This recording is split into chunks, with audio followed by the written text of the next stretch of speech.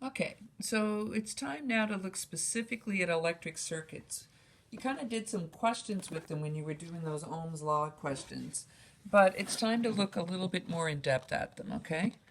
Um, so first, what are electric circuits?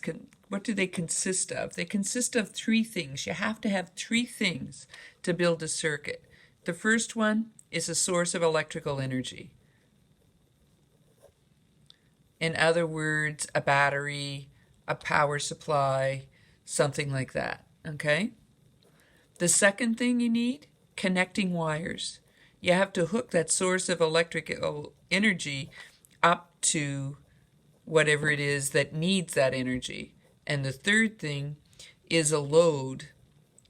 In other words, circuit elements like a light bulb, like microwave, like a television, like a computer, something that's going to take the electrical energy and convert it into something else. So if it's a light bulb into light, if it's a microwave into heat, if it's a television, so something that's going to use the energy. If you don't have a load on your circuit, remember that circuit we had drawn before when we were talking about Volta? I put a light bulb in here. If you didn't put a light bulb in and it was just connecting wires, then like the charge would pick up voltage and then come back around and still have that voltage. And you can blow your battery if that happens, okay? So you always need to have a load or a circuit element, at least one in there, to use the voltage. Now, if you think of all the things in your house that take electricity, all of them are not going to be on a single circuit, right? Imagine how many wires you would have if everything that we would call a resistor had its own circuit. So in real life, they don't. In real life, there are two different ways to connect resistors. One in like multiple resistors in one circuit. One way is series, and the other way is parallel. Okay? Now in a series circuit, you have your power supply, and then your resistors flow one into the other. And I'm just going to draw three here, but you could have a lot more than that. So this would be R1, this would be R2, this would be R3, okay? And this would be V total. Now, you can tell what's on the same circuit in your house if you've ever flipped a circuit breaker or blown a fuse. If you plug too many things into the same circuit, it tries to draw more current than the wire can handle. And so the electricians who set up your wiring in your house, they put in something that's like a safety guard. And that something is either a circuit breaker or a fuse, depending on if your house is older or newer. Most new houses have circuit breakers. Older ones have fuse boxes. And really, it's a box, probably basement or near your back door, and you open it up, and inside, if it's a circuit breaker, there's all these little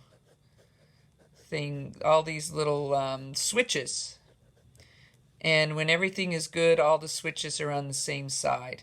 So there'd be a switch for like your kitchen maybe, and there'd be a switch for all the plugs on the left side of your house, and there'd be a switch, so it's wired so that some things that are similar are on the same thing. Your dryer would be on its own circuit. Your oven is probably on its own circuit.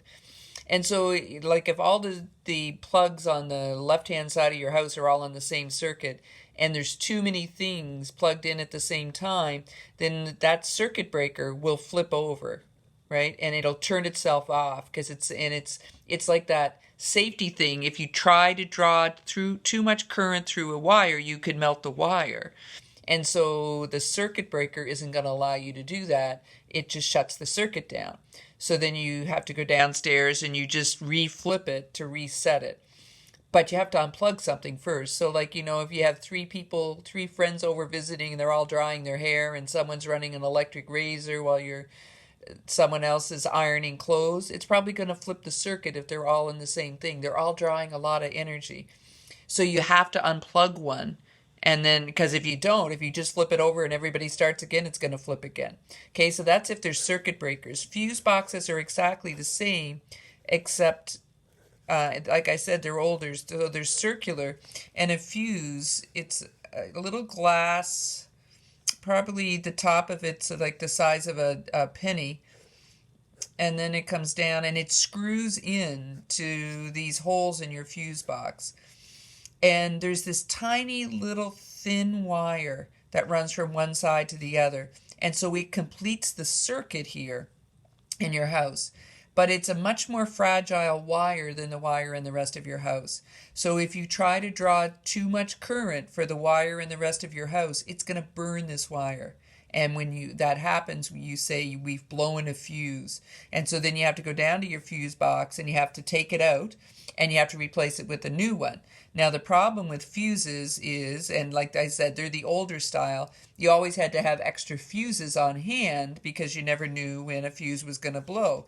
And sometimes, usually it would blow on like a Saturday evening when your father had forgotten to buy any more fuses after the last time. And so now there was no electricity on one side of your house and it didn't make for a good weekend because way back then there would be no stores open on Sunday and they'd be a half-hour drive away anyway. So what some people would do would be they'd take a copper penny. That's how I knew it was the same size as a penny. They'd take a copper penny and it would fit perfectly in here. And I can still remember someone being at our house when one of those fuses blown and this guy saying to my dad, "Oh, you don't need to keep buying fuses. Just put a copper penny on the front and on the top and it completes the circuit." Now, hopefully you know enough about physics to know what the problem with that is. Because that little thin wire, that's your safety net. It's going to burn before the wires in the wall of your house melt and set your house on fire. You put a copper penny there, it will conduct the electricity very well, but there's no longer a safety net. Don't ever, if you're live in a house or in a house that has fuses, don't use a penny or anything else to complete the circuit other than a fuse. You need the safety net. All right. So all these things then are connected to a circuit. So one way is series, and hopefully you can see then that the current that leaves the battery, which would be I total, is going to be the same current that flows through R1 because it doesn't have any choice. So we could call this I1. And that'll be the same that's flowing through R2 because it doesn't have any choice. That'll be I2. And it'll keep going, flowing through R3, so it'll be I3. And then it comes back to the battery. So there's only one path. So all the little electrons that leave the battery are exactly the same ones that get back. In parallel, that's different. In parallel, I'll draw it like this. So here's my battery. Here's my R1. Here's my R2. And here's my R3. Okay? They're really inside there. I just didn't leave myself enough room. So over here, all the current that leaves the power supply, when it gets to this spot, it has a choice to make. Some of it can go this way through R1, and we would call that I1. But the rest of it will continue up here until it gets to this junction. Some of it will flow this way through R2, so we would call that I2. And the rest of it will continue up and go through R3, we would call that I3. After it goes through R3, it will come back down here and it'll hook up with the stuff that was going through R2. And then they'll come back down here and they'll hook up with what was going through R1 and the total will come back. So in parallel, the current has a choice. Each little individual electron gets to a spot and it can either go one way or another. It can't go through all of them at the same time, so it picks one or another. What determines which way it picks? That would be the resistance of that particular branch. Think of remember I had said think of a battery as the chairlift on a ski hill. Well, if the battery's a chairlift on a ski hill, in a series circuit, the chairlift takes you up, and there's only one run open, but it has 3 hills to it. And so when you get to the top, you don't have a choice. You have to come down this particular run where R1 is, where R2 is, and where R3 is. Whereas in parallel, the chairlift takes you to the top, but there's 3 runs